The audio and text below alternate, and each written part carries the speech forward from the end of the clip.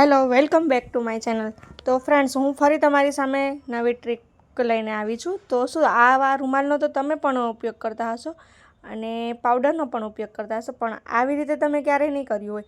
તો રૂમાલ લઈએ અને તેમાં થોડો પાવડર એમાં રાખી અને રૂમાલને પેક કરી અને તમે આવી રીતે કબાટમાં કપડામાં વચ્ચે રાખી દઈએ, ડ્રોવરમાં રાખી દઈએ તો તેનાથી એકદમ સરસ સ્મેલ આવે છે, એકદમ પાવડરની. તો પરફ્યુમ જેવું જ લાગે છે. તો કપડામાં પણ એકદમ સરસ સુગંધ આવે છે. તો એ એક ઉપયોગી એવી ટ્રીપ છે.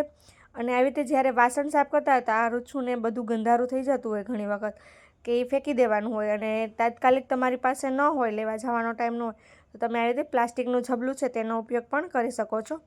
તો તેનાથી પણ સરસ એવા વાસણ સાફ થાય છે. અને આવી રીતે જો નળમાં ઘણી વખત ફોર્સ પાણી આવતું હોય છે તો તમે આવી રીતે મોજાનો ઉપયોગ કરી અને એને કરીને આવી રીતે તમે બાંધી મોજાને અને આ ટિપ્સ પણ તમે ઉપયોગ કરી શકો એવું છે.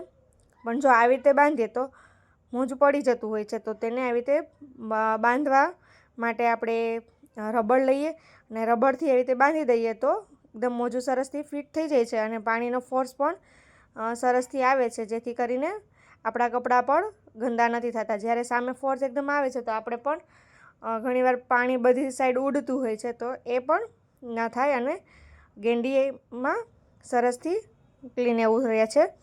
જો આવી રીતે મોજું નથી બંધાતું તો આવી રીતે નહીં બાંધીએ અને રબરનો ઉપયોગ કરીશું. તો મેં રબર લીધા છે અને તેનાથી મેં બાંધી દીધું છે.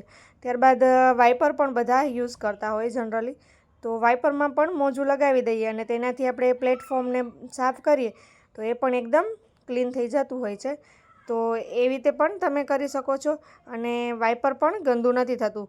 તો એ પણ જો પડી ગયું મોજું, આવી રીતે ખાલી બાંધશો તો પડી જશે, એટલા માટે રબરનો ઉપયોગ કરવાનો છે.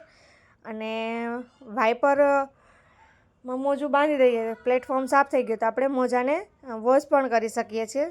તો એ પણ એક ઉપયોગી એવી ટીપ છે. તો જો તમને મારી આ બધી ટીપ પસંદ આવતી હોય તો તમે મારી ચેનલને સબસ્ક્રાઈબ કરી, લાઇક કરી, શેર કરી અને કમેન્ટમાં જણાવજો કે મારી ટિપ્સ બધી તમને કેવી લાગે છે. અને ફ્રેન્ડ્સ, જરૂરથી સપોર્ટ કરજો મને. તો ચલો મળીએ નેક્સ્ટ વિડીયોમાં. અને જો તમારી પાસે પણ કોઈ અવનવી ટિપ્સ હોય તો મને કમેન્ટમાં જણાવો, જેથી હું તમારા નામ સહિત વિડીયોમાં મૂકીશ. તો ચલો મળીએ. Bye bye.